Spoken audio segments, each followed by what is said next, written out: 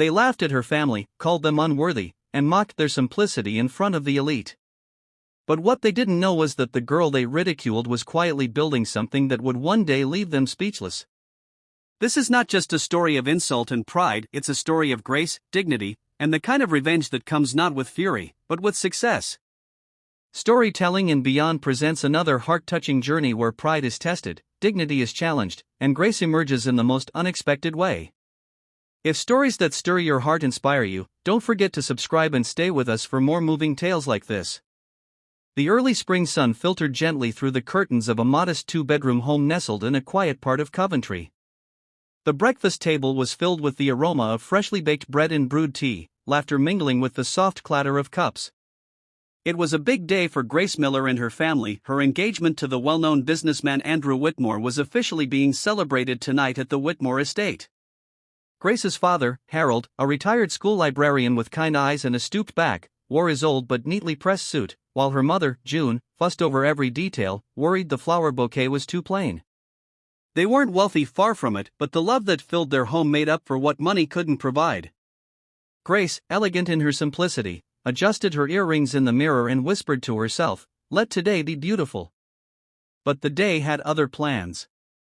The Whitmore estate in the Surrey countryside was the picture of opulence: marble pillars, golden chandeliers, and manicured lawns that stretched into the horizon. Dozens of guests in expensive dresses and tailored suits buzzed around with champagne flutes, whispering behind fans and offering judgmental smiles.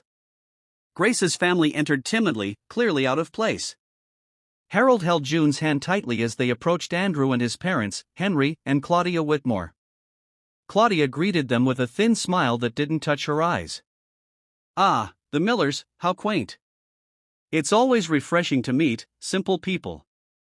Her words stung like frostbite. June smiled politely, not wanting to cause a scene. Harold's hand squeezed hers tighter. Dinner was served in the grand ballroom under crystal lights. Claudia raised her glass for a toast and said, "We're so proud to welcome Grace into our family. It's not every day our Andrew brings home someone from such humble origins." The hall chuckled lightly. June's eyes moistened, but she kept her composure. Grace's heart thudded as she looked at her parents, visibly shrinking into their chairs. Andrew, though aware of his mother's condescension, did little to stop it. He laughed along, assuring Grace it was just her way. Grace said nothing, but her silence wasn't submission, it was strength gathering in stillness. After the party, back in their small living room, Harold looked at Grace and gently said, "We're proud of you. Don't let anyone make you feel small." That was the moment something shifted inside her. The shame she felt at the Whitmore's mockery lit a fire deep within. She sat quietly in her room that night, memories flashing, her father's calloused hands handing her books, her mother skipping meals just to afford her tuition, the quiet sacrifices stitched into every corner of their lives. They weren't poor. They were rich in everything that mattered. She knew then that this was only the beginning of her story, not as Grace Whitmore, but as Grace Miller, the daughter of Harold and June, the girl who would rise not to silence her in-laws, but to honor her parents. And so, with silent determination, she opened her old laptop, wiped the dust off the keyboard, and began sketching out a new idea, one that would eventually turn the tide of everything that followed. The following weeks brought a mix of silence and subtle tension between Grace and Andrew. Though he apologized for his family's remarks, his words felt rehearsed, like something he thought she wanted to hear, not what he truly believed. Grace smiled, nodded, and kept her pain folded neatly behind her polite expressions. What no one knew was that Grace was quietly working every night on the idea that was born from that dinner table humiliation. A handmade journal rested beside her bed, filled with sketches, notes, and a vision, a platform to promote ethical local craftsmanship and sustainable fashion, a tribute to her mother's humble sewing skills and her father's belief in education and dignity. She named it Heirloom Roots. With borrowed money from a former classmate and a laptop that blinked more error messages than web pages, Grace began building her website. Each evening, after finishing her work as a junior designer at a small firm, she would dive into her dream until the early hours. Her parents watched her with quiet support, slipping tea by her side, never asking questions, never doubting. Meanwhile, Andrew began to feel the distance. He didn't understand why Grace spent so much time playing entrepreneur when she could simply enjoy the lavish life waiting for her. You don't need to prove anything to anyone, he'd say, scrolling on his phone, his voice laced with mild irritation. Grace would look at him with calm eyes and say, I'm not trying to prove anything, Andrew. I'm trying to build something that matters. One evening, Claudia dropped by unannounced at Grace's flat, a swirl of perfume and criticism. She walked through the apartment like a queen inspecting a servant's quarters. I thought you'd have moved into Andrew's penthouse by now, she said, eyeing the second-hand sofa. This place is quaint. Grace offered her tea, but Claudia waved it off. Listen, darling, she began, I know you're ambitious. But let's not get carried away. Leave the building in dreaming to men like Andrew. You have a wedding to plan. Grace kept her smile composed. But as Claudia left, something inside her solidified. It wasn't just about pride anymore, it was about voice, identity, and purpose. One night, while uploading new handmade products onto her website, Grace received a message from a renowned eco-fashion blogger who had stumbled upon heirloom roots. Your story is powerful, it read. Would love to feature you in next month's Sustainable Brands Spotlight. Her heart pounded. She showed it to her parents first, and the tears in June's eyes said everything Grace needed to hear. Harold hugged her tightly and said, You've always been our star. She didn't tell Andrew right away. She wasn't sure he'd understand. Because for Grace, this wasn't just a side project anymore.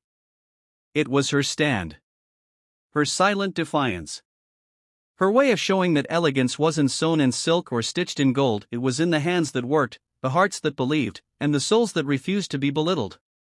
The morning sun streamed into Grace's modest apartment as she stared in disbelief at her phone screen. Overnight, the blog feature on heirloom roots had gone viral.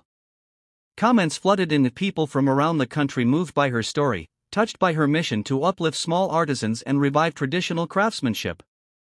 Orders rolled in faster than she could track, and local tailors who once struggled to find consistent work were now buzzing with activity, stitching and sewing with purpose. Grace didn't celebrate loudly. Instead, she called her parents and whispered, We did it. June cried softly on the other end, and Harold cleared his throat, his pride thick in the silence. When Andrew returned that evening, Grace told him about the success. He raised an eyebrow. That's surprising. You should be careful not to take on more than you can handle. This could just be a momentary trend. Grace's smile dimmed for a second, but she caught herself. It's not a trend if it changes lives, Andrew. He laughed a little. You're cute when you're passionate. Then he added, but don't get too attached to this idea. After we're married, you won't have time for side projects. You'll have real responsibilities. She looked at him, stunned. This isn't a side project. This is part of who I am. And that was the moment she realized they were speaking different languages. For her, this was about meaning and legacy. For him, it was about image and conformity. A few days later, Grace was invited to speak at a sustainable innovation conference in Manchester. It was a small slot, but a chance to share her journey and mission with hundreds of potential collaborators and investors. When she told Andrew, he didn't even look up from his laptop. You're speaking? At a conference, he asked flatly. Shouldn't someone more experienced handle that? Grace didn't answer. She just walked to the bedroom, shut the door gently, and sat on the bed, staring at her reflection. The sparkle in her eyes hadn't dulled, but now it gleamed with something sharper. Certainty. At the conference, dressed in a simple but elegant beige dress stitched by one of the artisans she'd helped, Grace stepped onto the stage and told her story. She spoke not with bravado but with the calm confidence of someone who had risen from humiliation, rooted in purpose. The room was silent, listening, absorbing, respecting. After the applause died down, a tall man approached her. He introduced himself as Philip Townsend, a venture capitalist who invested exclusively in sustainable businesses. You have something rare, he said. You're not just selling clothes. You're telling a story. Let's talk. That evening, Grace walked through a small park near the venue, alone but not lonely. She breathed in the cool air and thought of her parents, of June's quiet resilience, of Harold's unwavering belief, and of Claudia's cutting words. And for the first time, she felt no bitterness, only clarity. She realized then that true wealth wasn't diamonds or mansions. It was integrity. It was vision. It was the courage to stay soft in a hard world and to grow from the very place you were once made to feel small. Weeks passed, and Grace's small venture began to blossom into something far bigger than she had ever imagined. With Philip Townsend's mentorship and support, Heirloom Roots grew rapidly. Her story was picked up by several national media outlets, and the orders kept pouring in. Artisans from across the country reached out, eager to be part of a brand that celebrated their work with dignity and fair wages. Grace had become a symbol of quiet defiance and graceful strength. Meanwhile, Andrew's demeanor shifted. He didn't like the attention Grace was receiving. At first, he played the part of the supportive fiancé, but it wasn't long before the cracks began to show. At events, he would interrupt her mid-sentence, reframe her answers, speak over her. At home, he questioned every decision she made. "Don't you think you're getting ahead of yourself? It's not smart to scale this fast," he'd say, sipping his wine. One evening, as she prepared for an upcoming investor pitch, Andrew walked into the room holding an envelope. "We need to talk," he said. Grace looked up from her notes, weary from a long day. "What is it?" He tossed the envelope onto the table. Inside was a prenuptial agreement, pages of clauses and conditions that screamed distrust. "It's just a formality," he said casually. "It's what people in our world do." "Our world?" Grace asked softly. Andrew chuckled. "Grace, come on. You've been riding this little wave for a few months. Don't forget where you came from." She stared at him. "That's exactly why I won't sign this. Because I haven't forgotten. Not where I came from. Not who I am. And I won't trade my dignity for a ring." For the first time, Andrew's confidence faltered. "You're walking away from everything?" "No," she said, gathering the papers and placing them back in the envelope. "I'm walking towards something that matters." She left that night, packed a single suitcase, and moved back into her parents' house. Her mother greeted her with open arms, her father with a quiet nod of approval. They didn't need explanations. They only needed to see that Grace was whole. Within a month, Heirloom Roots launched a flagship store in London, designed by local artisans, built from reclaimed wood, and filled with handcrafted pieces that each told a story of resilience and beauty. The opening night was electric, filled with warm lights, laughter, and heartfelt stories.